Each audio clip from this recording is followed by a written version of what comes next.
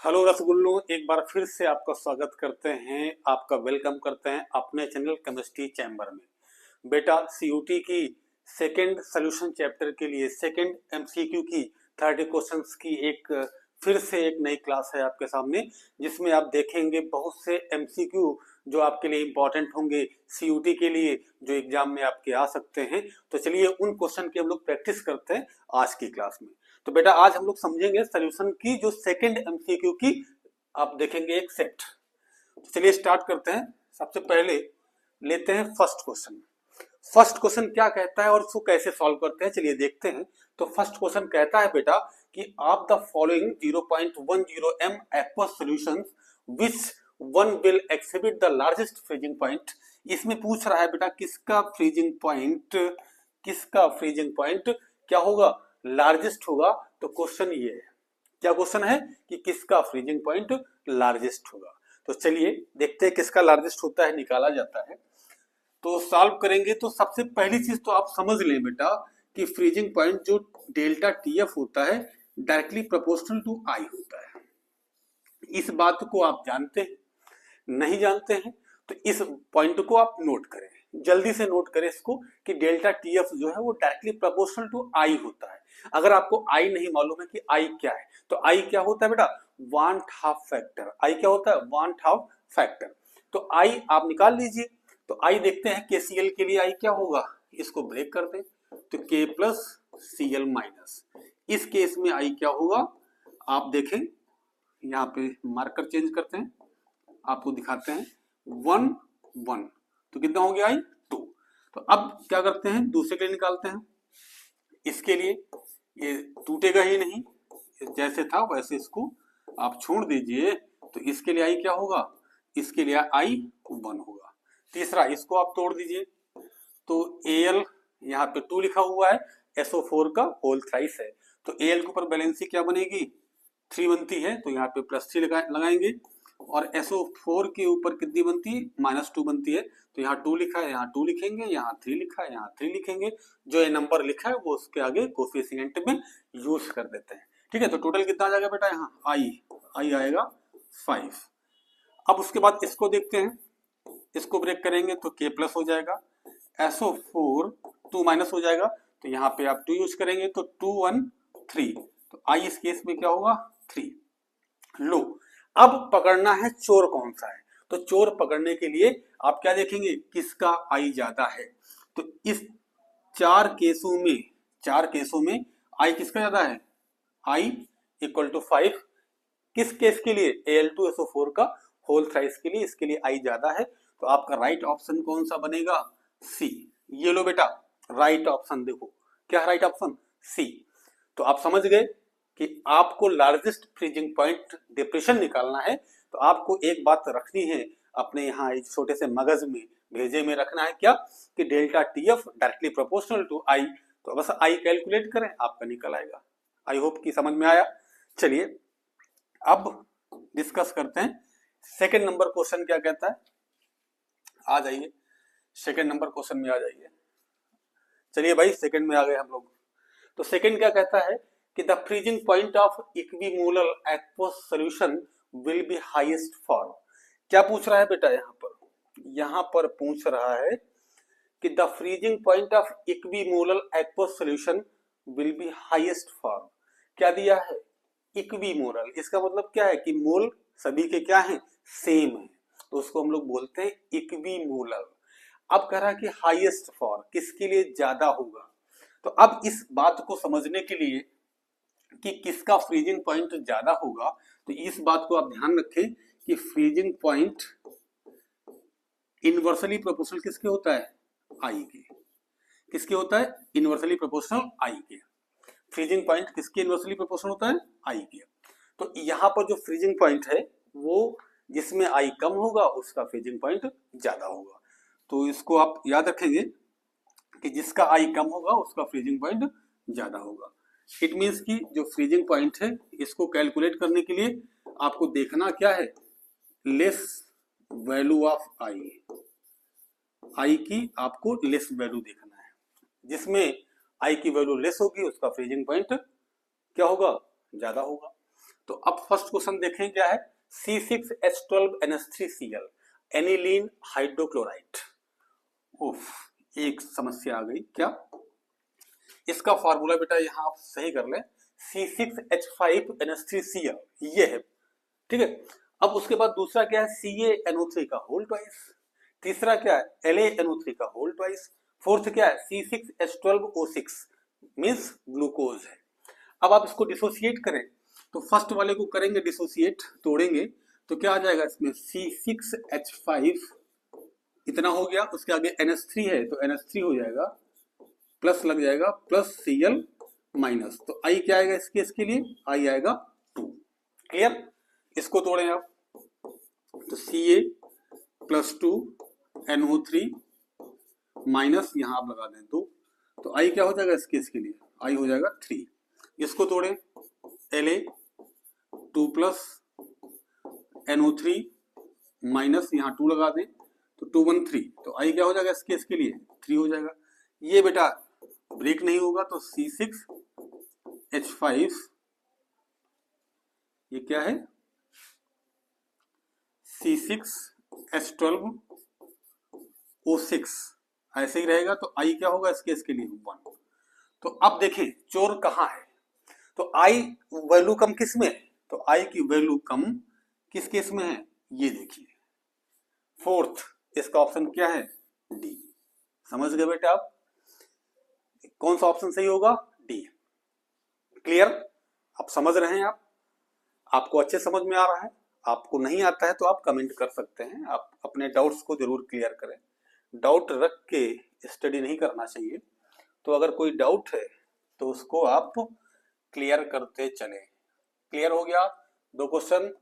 चलिए थर्ड पे चलते हैं, आपको ले चलते हैं एमसीक्यू की थर्ड पायदान पे। थर्ड क्वेश्चन हम लोग देखते हैं एमसीक्यू का क्या है सॉल्यूशन का। तो इस क्वेश्चन में बेटा क्या कहता है, इसको पहले नोट कर लें, क्या कहता है क्वेश्चन, क्वेश्चन क्या कहता है और हमें कैसे कैलकुलेट करना है, 2 बातें लेके चलेंगे। तो कहता है कि mole fraction of glycerine C3H5OH का whole thrice in a solution of 36 gram of water and 46 gram of glycerine is. तो देखो क्या क्या दिया है यहाँ पर आपको ग्लिसरीन का मास दिया है, आपको वाटर का मास दिया है और इसका फार्मूला दिया है। आपसे पूछ रहा है, आपको कैलकुलेट करना है मोल फ्रैक्शन। तो क्या मोल फ्रैक्शन कैलकुलेट करना आपको आता है, नहीं आता है तो आप एक बार सीख ले कि मोल फ्रैक्शन को कैसे कैलकुलेट करते हैं। नहीं सीख सकते हैं तो थोड़ी सी बात हमारी समझ लें कि मोल फ्रैक्शन आपको कैलकुलेट करना है तो ऐसे आप समझ लें कि आपको सॉल्यूट का निकालना है, तो mole fraction of solute equal कर देंगे NB upon Na plus NB। Means क्या है बेटा कि mole of solute upon total mole of solution. Solute के मोल को ऊपर चढ़ाएंगे और मोल्स ऑफ सॉल्यूशन को नीचे रखेंगे और उसको क्या कर देंगे, भाग लगा देंगे, डिवाइड कर देंगे, तो जो आंसर आएगा दैट इज मोल फ्रैक्शन। किसका, सॉल्यूट का। अगर आपको सॉल्वेंट का निकालना है तो यहां पर आप सॉल्वेंट का निकाल लेंगे, ऊपर किसका कर देंगे, सॉल्वेंट का। बात क्लियर हुई, यस सर, क्लियर हो गई। चलिए अब इसमें लिखते हैं कि क्या क्या दिया है आपको, पहले तो ये लिखते हैं क्या क्या दिया है। तो आप देखिए मास WB किसका दिया है, ग्लिसरीन का कितना दिया है, 46 gram. Clear sir, yes sir. अब उसके बाद क्या दिया है, मास ऑफ वाटर दिया है, कितना दिया है, 36 ग्राम। अब उसके बाद क्या दिया है, आप देखें MB molar mass of solute यानी कि ग्लिसरीन का। फार्मूला क्या है, इसको नोट करें, C3H5OH to the whole thrice. तो अब इसको लिखें, C का मास कितना है 12 इंटू 3, H का क्या बनता है 1 इंटू 5, O का क्या है 16 प्लस 1 और पूरे को आप 3 से कर दें तो ये हो जाएगा 36 प्लस 5 प्लस हो जाएगा 17 इंटू 3 51। तो अब इसको जोड़ लीजिए 6 5 6 क्या हो जाएगा, ये हो जाएगा 2, 6 5 कितना हो गया 11 1 12, 1 कैरी आ गया तो 3 5 3 कितना हो जाएगा 8 92 ग्राम। जी सर 92 ग्राम आया आपका। चलिए 92 ग्राम आपका आ गया, तो बहुत अच्छी बात है कि आप 92 ग्राम इसको आप कैलकुलेट कर लिए। अब इसके बाद वाटर का आप निकालें तो एमए क्या होगा इसका, तो एमए होगा वाटर का, आप जानते ही 18 ग्राम। क्लियर। तो अब आपको निकालना क्या है, मोल फ्रैक्शन ऑफ ग्लिसरीन। क्या करना है, इसी पे आपको निकाल देना है रख के इसको, बस क्या करना है, डब्ल्यू बी दिया है आपको, कितना दिया W B 46 by M B कितना हो गया 92 हो गया, और नीचे क्या हो जाएगा 36 बाई 18 प्लस 46 बाई 92। तो इसको सॉल्व करेंगे तो ये हो जाएगा 1/2 अपॉन, ये हो जाएगा 2 प्लस 1/2। इसको जब सॉल्व करेंगे तो 1/2 अपॉन ये हो जाएगा 5/2, तो ये 2 कट जाएगा, इसका आ जाएगा आंसर 1/5, 0.20 इसका राइट ऑप्शन होगा बेटा। क्या ऑप्शन होगा इसका राइट, सी। तो राइट ऑप्शन क्या होगा आपका, सी। बात क्लियर होती है। चलिए अब चलते हैं हम लोग नेक्स्ट क्वेश्चन देखते हैं, फोर्थ क्वेश्चन क्या कहता है उसको हम लोग समझेंगे। अब फोर्थ क्वेश्चन क्या कहता है, तो आ जाइए फोर्थ क्वेश्चन में बेटा। तो फोर्थ क्वेश्चन आपका कहता ही कि 1000 ग्राम aqueous solution of CaCO3 contains 10 gram of calcium carbonate, concentration of the solution is। इसमें क्या है कि 1000 ग्राम aqueous solution of calcium carbonate में क्या है 10 ग्राम कैल्शियम कार्बोनेट है। एक सोल्यूशन है, एक सोल्यूशन है कितने ग्राम का, 1000 ग्राम का, जिसमें 10 ग्राम क्या है कैल्शियम कार्बोनेट है। तो उसका आपको बताना है कंसंट्रेशन, उसको आपको क्या बताना है, कंसंट्रेशन बताना है। किससे बताना है, आपको बताना है पीपीएम में आंसर आपका निकलेगा। तो इसको देखते हैं कैसे सॉल्व होता है। चलिए अब इसमें फार्मूला क्या होता है, कंसंट्रेशन निकालने का होता है mass of solute upon mass of solution into 10 to the power 6। PPM के लिए 10 की पावर 6 का यूज करते हैं। तो ये 10 हो गया अपॉन में 1000 हो गया, 10 की पावर 6 तो 6 जीरो लगाए आप। अब देखिए 3 जीरो और 3 जीरो कैंसिल, क्लियर। तो 1000 इंटू 10 क्या आ जाएगा 10,000 पीपीएम, क्या आ जाएगा 10,000 पीपीएम पार्ट पर मिलियन। तो आपका आंसर क्या आया बेटा, इसमें आप किस पे टिक लगाएंगे, आप इस पे लगाएंगे डी में, आप डी को सही करके आएंगे। अगर सही करके आएंगे तो आपके नंबर क्लियर है। चलिए अगला क्वेश्चन हम लोग समझते हैं। 4 नंबर हो गया, आइए 5th नंबर में क्या कहता है। 5th नंबर इसको भी समझेंगे, 1 बाई 1 क्वेश्चन बेटा हम लोग समझेंगे कि 5th नंबर क्या कहता है, इसको देखें हम लोग। तो 5th नंबर में आ जाइए, क्या कहता है कि विच of the following is a colligative property. First क्या है, boiling point, freezing point, osmotic pressure और वेपर प्रेशर। तो कोलिगेटिव प्रॉपर्टी आपने पढ़ा 12th में कि कोलिगेटिव प्रॉपर्टीज सॉल्यूशन की प्रॉपर्टीज जो किस पे डिपेंड करती हैं, नंबर ऑफ पार्टिकल्स पे। 4 कोलिगेटिव प्रॉपर्टी पढ़ी है क्लास में, कौन कौन से, lowering of vapour pressure, depression of freezing point, elevation of boiling point, osmotic pressure. तो इसमें देखिए कौन सा सही है आपका, इनमें से केवल एक को कौन सा मिल रहा है, ओस्मोटिक प्रेशर। तो आपका राइट ऑप्शन क्या होगा इसमें, इसमें राइट ऑप्शन होगा आपका ओस्मोटिक प्रेशर। आपका आंसर क्या सही है, सी सही है। तो राइट ऑप्शन क्या है, सी। बात क्लियर होती है। तो चलिए अब और आगे चलते हैं। 5 नंबर हो गया, 6 पे आते हैं। 6 क्या कहता है उसको भी समझेंगे हम लोग।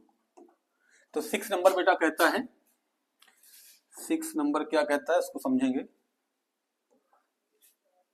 6 नंबर कहता है कि what is the normality of 1m H3PO4 solution, 0.5n, 1.0n, 2.0n, 3.0n। तो अब क्या है कि what is the normality of 1m H3PO4। बहुत ही अच्छा क्वेश्चन, बहुत ही इंपॉर्टेंट क्वेश्चन।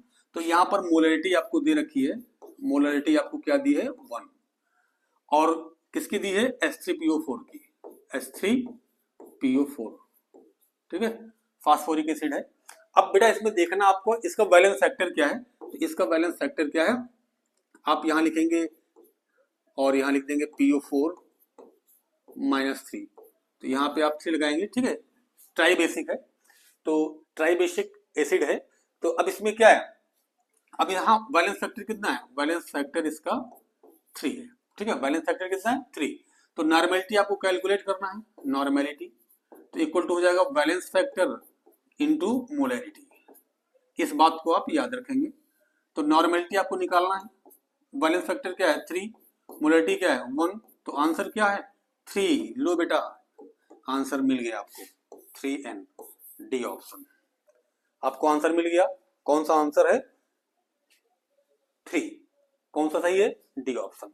चलिए 6 नंबर भी क्लियर कर लिए आप, धीरे धीरे आगे बढ़ रहे हैं बेटा हम लोग।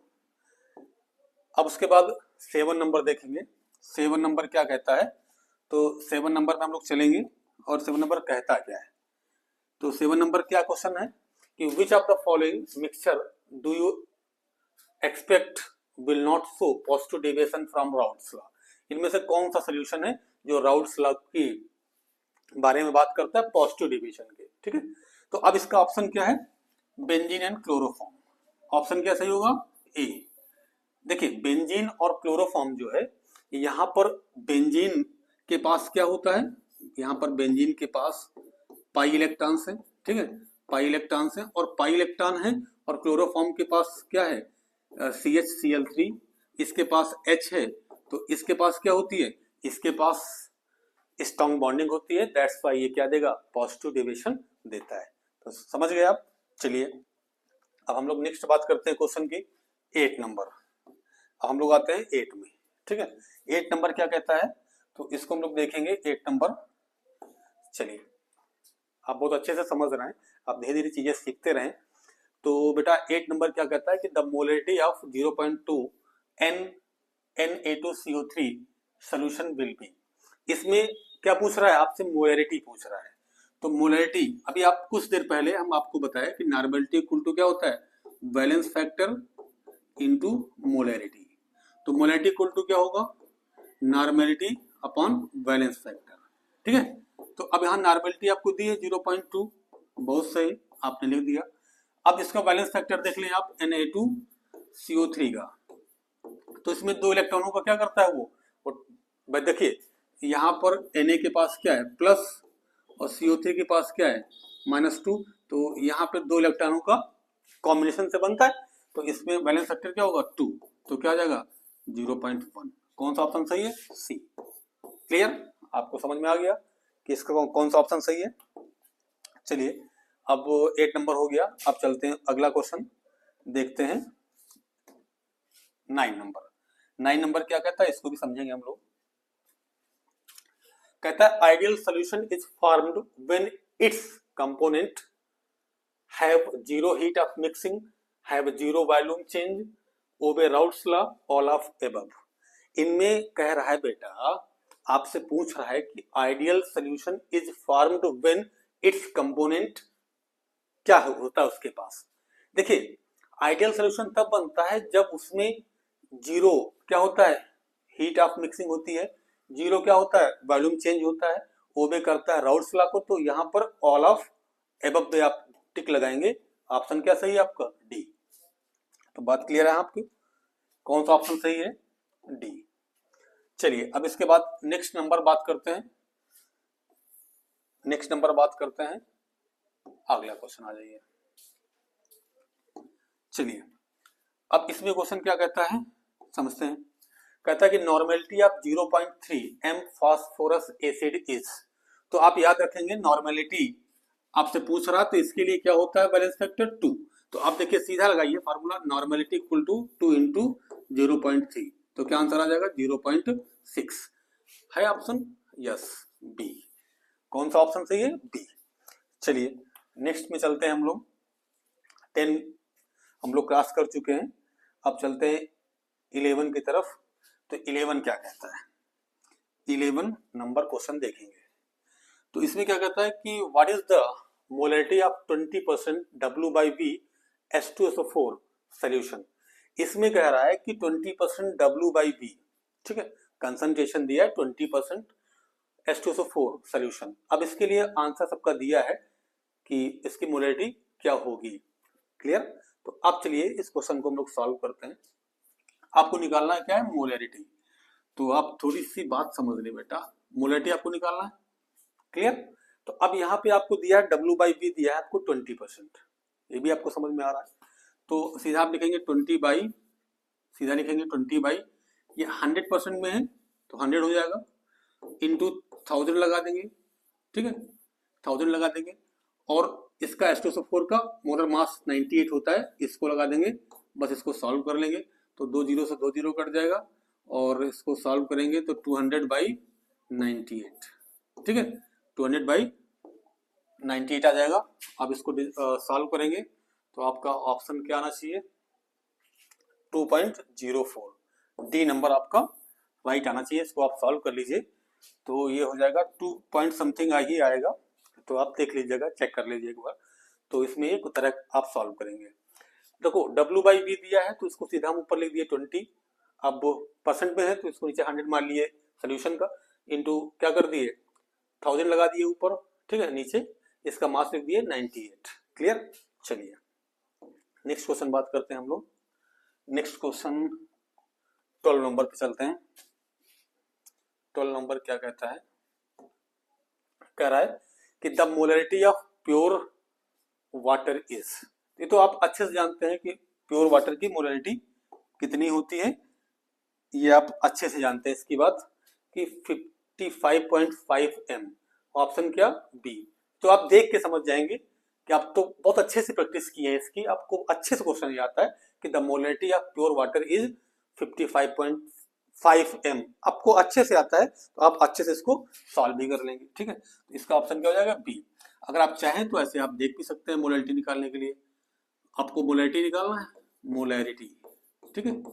तो मोलरिटी इक्वल टू क्या हो जाएगा प्योर वाटर का, मान लेते हैं 1000 ग्राम, ठीक है, अपॉन इसका मोलर मास लिख देंगे, इसको सॉल्व कर देंगे, आपका निकल आएगा 55.5।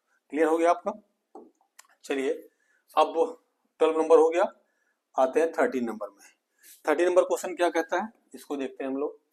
13 नंबर क्वेश्चन कहता क्या है, अब इसमें आ जाते हैं कि calculate the mole fraction of A if 25 gram of it is dissolved in 50 moles of B, given the molar mass of A is 25 ग्राम पर मोल। अब इस क्वेश्चन में दिया क्या है, पहले इसको टिक लगाएं, क्या दिया है, आपको निकालना क्या है, आपको निकालना है मोल फ्रैक्शन। बहुत बढ़िया बात भाई, आपको निकालना है मोल फ्रैक्शन, वेरी गुड। क्या दिया है, ए का आपको दिया है मास, तो WA आपको दिया है 25 ग्राम, बहुत बढ़िया। उसके बाद dissolve in 50 moles of B, आपको NB दिया है 50 moles, right. Given the molar mass of A is 25, अब इसका MA भी दिया है, कितना दिया है 25 ग्राम पर मोल, ये भी आपको दिया है। क्लियर? अब आपको निकालना है मोल फ्रैक्शन किसका, ए का। तो सीधा लिख रहे हैं आप मोल फ्रैक्शन ऑफ ए, सीधा लगाए formula WA upon MA upon WA upon MA। और देखिए आपको ये दिया है तो इसकी वैल्यू रखने की आवश्यकता तोड़ के नहीं है, सीधा आप रख दीजिए, सीधा यहाँ रखेंगे आप NB। अब इसके बाद क्या है, सबकी वैल्यू यहाँ रख देंगे हम लोग बेटा। WA कितना दिया हुआ है 25 ग्राम, और MA कितना दिया है 25 अपॉन 25। देखिए NB आपको दिया हुआ है तो NB वैसा ही आप इस पे पुट कर दें 50, तो ये आ जाएगा 1/1 प्लस 50, तो 1/51। इसको सॉल्व करेंगे तो क्या आ जाएगा 0.0196। आप करके देख लें, ऑप्शन कौन सा सही है, ए। राइट ऑप्शन क्या है बेटा, ए। चलिए आप बेटा यहां तक कर ले गए, अब इसके आगे चलते हैं नेक्स्ट नंबर पे, 14 नंबर। 14 नंबर क्या कहता है, चलिए देखते हैं। कहता है how does the solubility of gas change in a liquid as described. इस क्वेश्चन में हम लोग देखेंगे कि क्वेश्चन क्या कह रहा है कि how does the solubility of gas change in a liquid as described. Solubility कैसे बदलती है गैस की लिक्विड में? इंक्रीज विद डिक्रीज, देखो increase with decreasing pressure, increases with increasing temperature, decreases with increasing temperature, decreases with increasing pressure. आप यहां ये concept याद रखें कि गैस को हम किस में डिसॉल्व करते हैं? लिक्विड में। गैस किस में डालते हैं? लिक्विड में। तो प्रोसेस कैसा होता है? एक्सोथर्मिक होता है। कैसा प्रोसेस होता है? एक्सोथर्मिक। तो इट मींस कि जब टेम्परेचर बढ़ाएंगे आप तो सॉल्युबिलिटी क्या होगी? डिक्रीज होगी। तो कौन सा सही है? डिक्रीजेज विद इंक्रीजिंग टेम्परेचर, सी।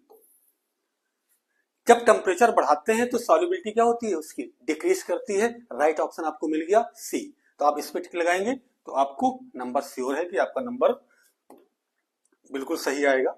चलिए अगला क्वेश्चन बात करते हैं, हम लोग समझते हैं। Blood cells do not sink in blood because blood is, देखिए जो ब्लड सेल्स हैं वो सिंक नहीं करती हैं किसमें? ब्लड में। कब नहीं करती हैं? जब वो हाइपोटोनिक हो, आइसोटोनिक हो, इक्विमोलर हो या हाइपरटोनिक हो। तो इस पे राइट ऑप्शन आप आइसोटोनिक। कौन सा सही है? बी। राइट ऑप्शन क्या बनेगा? बी। जब आइसोटोनिक सोल्यूशन होगा तो कोई इफेक्ट नहीं होगा, ना वो श्रिंक करेगी ना स्वेल करेगी। लेकिन अगर हाइपरटोनिक है तो वो श्रिंक करती है, क्योंकि जो अंदर सेल के अंदर जो वाटर है वो बाहर फ्लो करेगा। और अगर हाइपोटोनिक है तो बाहर से वाटर इनसाइड सेल के क्या करता है? फ्लो करता है। तो हाइपोटोनिक में क्या करता है वो? देखिए हाइपर और हाइपो और आइसो, तीन बातें हैं। आइसो में कोई इफेक्ट नहीं होगा, हाइपरटोनिक में वो श्रिंक करेगा और हाइपोटोनिक में वो स्वेल करता है। तो बात आप समझ गए होंगे, ऑप्शन भी समझ गए। चलिए नेक्स्ट नंबर पे आते हैं, 16। 16 क्या कहता है इसको समझेंगे। कहता है कि equimolar solutions of A and B show depression in freezing point in the ratio of 2:1। A remains in normal state in solution, B will be dash state in a solution। इसमें राइट ऑप्शन क्या होगा? Normal, associated या hydrolysed या dissociated. Right option क्या है? चलिए देखते हैं। तो सबसे पहली चीज तो रेशियो क्या दिया है? 2:1। किसका दिया है?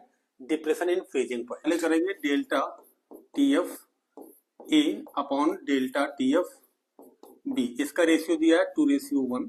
ठीक है, इसको यूनिट में चेंज कर लें तो 2/2 अपॉन 1/2 तो आ जाएगा 1/1/2। ठीक है, अब ये रिलेशन याद रखें, delta TF A delta TF B equal to IA KF M upon IB KF M। तो ये कट जाएगा तो delta TF A upon delta TF B equal to IA upon IB, ये रिलेशन आ जाएगा। अब इसको उठा के यहां ले आए तो क्या हो जाएगा? IA upon IB equal to 1 upon 1/2। देखिए ये किसके इक्वल है? Delta TFA upon delta TFB equal है 1 अपॉन 1/2 के। तो ये चीज इक्वल IA अपॉन IB की भी हो जाएगी। तो अब देखिए इन केस ऑफ IA वैल्यू क्या होगी? 1। In case of IB value क्या होगी? हाफ।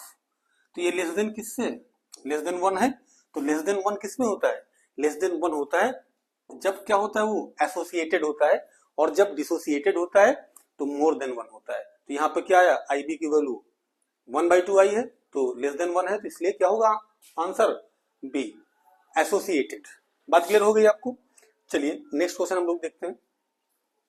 17 नंबर क्या कहता है? 17 नंबर क्वेश्चन क्या कहता है? आइए बेटा 17 को समझते हैं। Which of the following act as a best semi permeable membrane, इनमें से कौन सा सबसे अच्छा सेमी परमेबल SPM है? पार्चमेंट पेपर, Cu2FeCN6, ये क्यूप्रिक फेरोसाइनाइड है, प्लांट सेल वॉल, सेलोफेन। ठीक है, ये सब क्या है? सेमी परमेबल मेम्ब्रेन है। तो इसमें राइट ऑप्शन बी। इसमें क्या होते हैं?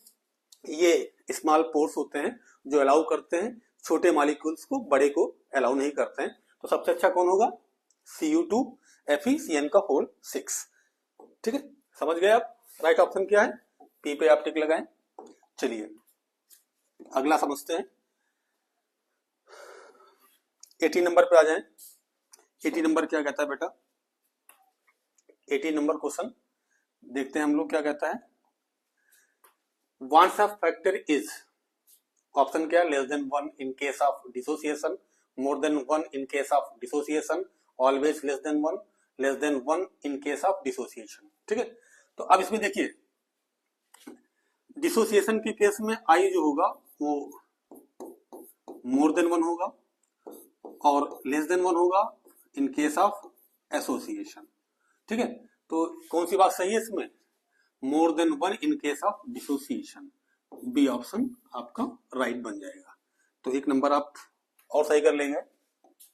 चलिए नेक्स्ट देखते हैं हम लोग। 80 नंबर हो गया।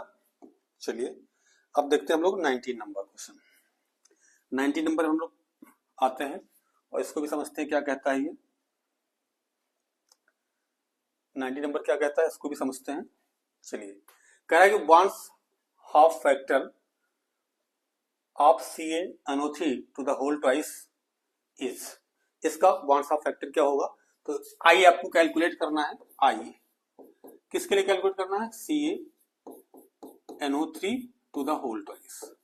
इसको आप तोड़े Ca2 प्लस NO3, यहाँ 2 लगाए माइनस, तो ये हो जाएगा, यहाँ 1 मान लें, यहाँ 2, तो 1 प्लस 2 क्या हो जाएगा? 3। तो आई क्या आ जाएगा? 3। इसका ऑप्शन सी। चलिए एक क्वेश्चन और आप अच्छे से सॉल्व कर लीजिए। तो बेटा अच्छे से क्वेश्चन आप सॉल्व कर रहे हैं और इस तरह ही करेंगे तो आप अच्छे से नंबर पा जाएंगे। चलिए नेक्स्ट क्वेश्चन चलते हैं। नेक्स्ट नंबर पे आते हैं, अगला क्वेश्चन समझते हैं। तो अगला क्वेश्चन आपकी स्क्रीन पे आ गया है। चलिए देखते हैं क्या कि the ones of factor I for a dilute solution of K3FeCN का होल 6 इज। इसके लिए आपको बताना वंस ऑफ फैक्टर। तो बहुत ही सिंपल क्वेश्चन है, इसको आपको सॉल्व करना है। तो क्या है? K3FeCN होल 6, ये आपके पास क्वेश्चन है। इसको डिसोसिएट कर दे बेटा, तो क्या हो जाएगा? 3K प्लस और हो जाएगा FeCN होल 6, इसके ऊपर आ जाएगा -3। ठीक है, तो 3 और 1 4, आई क्या आ जाएगा इसके लिए? 4। तो ऑप्शन कौन सा सही है? बी। लो बेटा ये भी आंसर आपको मिल गया। तो ऐसे ही आपको आंसर 1 बाय 1 मिलते जा रहे हैं। तो आप 20 तक पहुंच गए हैं। चलिए नेक्स्ट नंबर पे चलते हैं। नेक्स्ट क्या कहता है लोग पढ़ते हैं, देखते हैं क्या कहता है क्वेश्चन कि which has minimum osmotic pressure 200 ml of 2m NaCl solution, 200 ml of 1m glucose solution, 200 ml of 2m urea solution, all have same। तो इसमें बेटा हम लोग क्या करेंगे, इसमें हमें निकालना है कि जिसका मिनिमम ऑस्मोटिक प्रेशर हो, तो किसका होगा? जिसकी कंसंट्रेशन कम आएगी। तो हम लोग क्या करते हैं, देखें हम लोग पहले वाले में लिखते हैं कि 2m दिया हुआ है, इसमें NaCl में आई क्या होगा? आई होगा 2, तो इसका 4 आएगा कंसंट्रेशन। इसमें निकाल लें तो 1, देखिए 1m दिया हुआ है और ग्लूकोज पे इसको तोड़ेंगे तो 1 ही आई आएगा, तो इसका 1 हो जाएगा। इसमें करेंगे तो 2 इंटू यूरिया है तो 1 ही से करेंगे तो 2 आ जाएगा, और ऐसा कोई मतलब नहीं। अब देखिए जिसमें लोअर आएगा, जिसमें कंसंट्रेशन क्या होगी? कम, जिसमें कम होगी उसका क्या होगा? मिनिमम ऑस्मोटिक प्रेशर होगा। तो इसका राइट ऑप्शन क्या होगा? B number. राइट ऑप्शन क्या होगा? बी। क्लियर हो गई बात? आपको ध्यान ये रखना है जिसकी कंसंट्रेशन क्या आएगी? लेस आएगी, उसका ऑस्मोटिक प्रेशर क्या होगा? कम होगा। तो चलिए अगला क्वेश्चन देखते हैं हम लोग। अगला नंबर क्या कहता है इसको समझेंगे। 22 पे आ जाइए। इसमें क्या कहता है बेटा? इसमें कहता है कि the experimental molecular weight of an electrolyte will always be less than it's calculated value because the value of want of factor I is. इसमें राइट ऑप्शन आपका क्या होगा? ग्रेटर देन 1 होगा या लेस देन 1 होगा? तो देखिए बेटा क्या दिया हुआ है, एक्सपेरिमेंटल वैल्यू जो है वो कैलकुलेटेड से क्या है? उससे लेस है। तो आई जो होगा, जो आई होगा, देखिए ये फॉर्मूला याद रखेंगे कि जो आई है वो इक्वल होगा कैलकुलेटेड, उसका वेट होगा जो अपॉन उसका एक्सपेरिमेंटल वेट जो होगा, ठीक है। तो कैलकुलेटेड वेट आपका क्या है, ये ज्यादा है आपको कैलकुलेटेड किससे, एक्सपेरिमेंटल से, तो उसको डिवाइड करेंगे तो क्या आएगा, 1 से ग्रेटर आएगा, तो इसका ऑप्शन ए। बात क्लियर हो गई आपको। 22 नंबर आप कर गए, समझ गए आप, 22 नंबर कर लेंगे आप। चलिए अगला क्वेश्चन देखते हैं 23 नंबर क्या कहता है। तो 23 नंबर क्या कहता है बेटा, इसको समझेंगे कि ये क्वेश्चन कहता है कि ethylene glycol is added to water as a antifreeze, it will, जो एथाइलिन ग्लाइकोल है ये एज अ एंटी फ्रीज होता है, इसका क्या यूज है, इसमें से कौन सा ऑप्शन आपका सही होगा।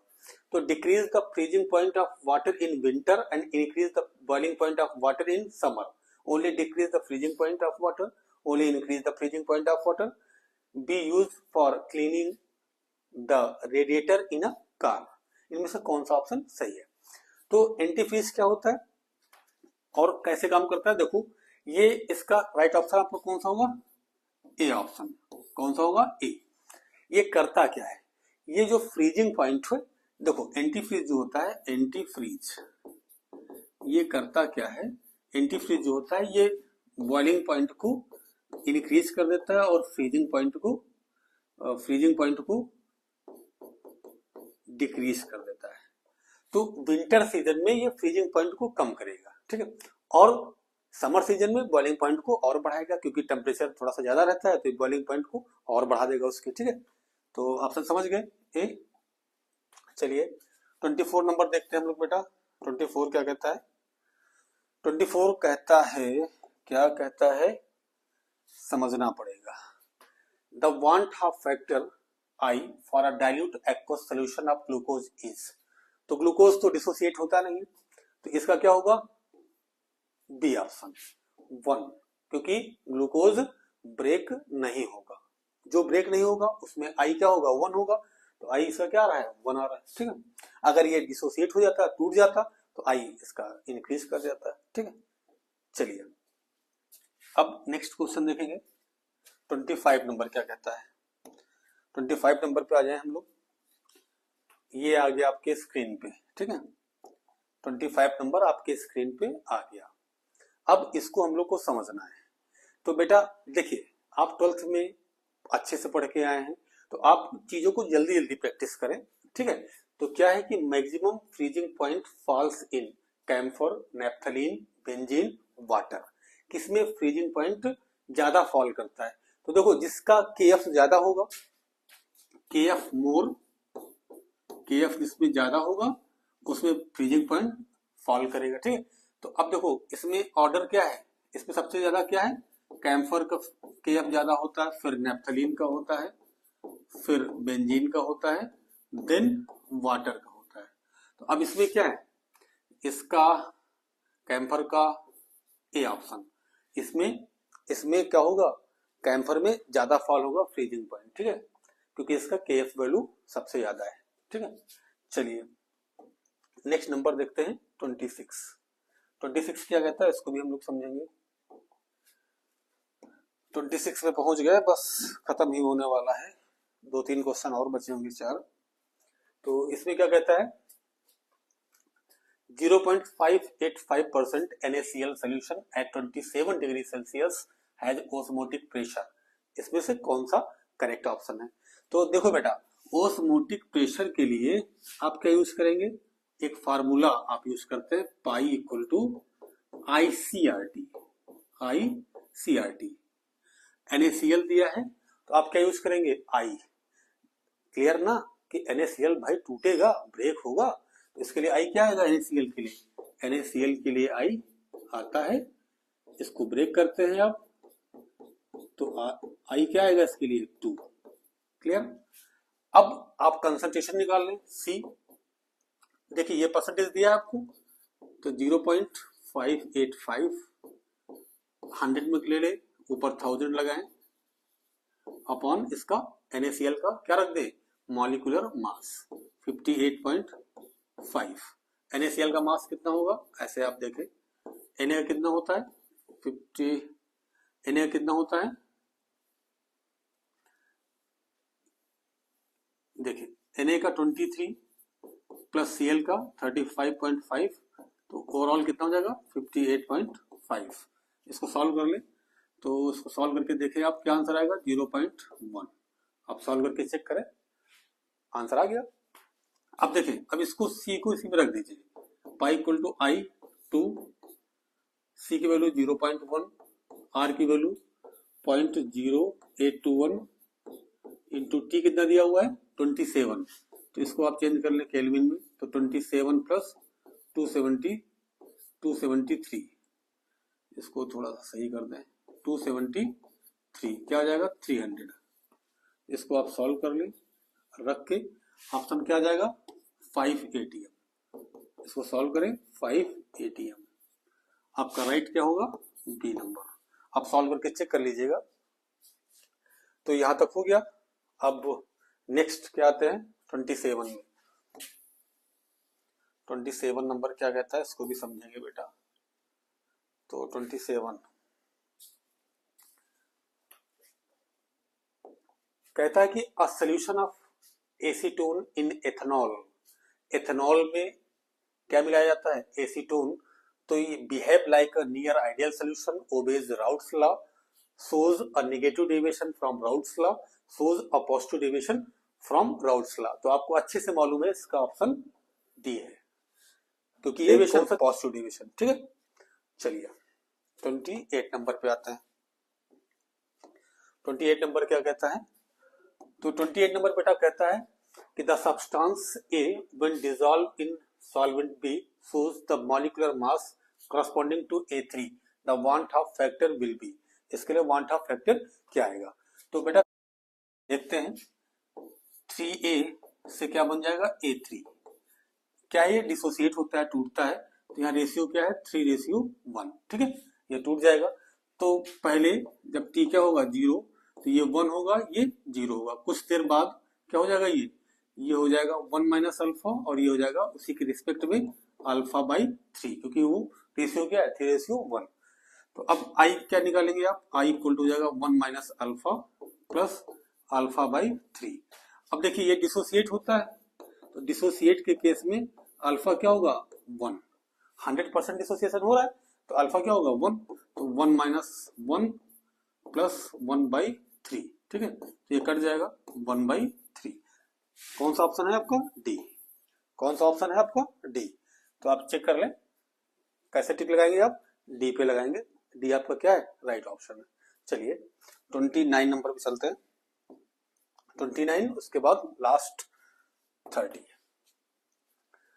Of an aqueous solution of glucose is allowed to freeze, then crystal of which will be separated out first. इसमें आपने पढ़ा है वाटर, सबसे पहले कौन सेपरेट होगा वाटर।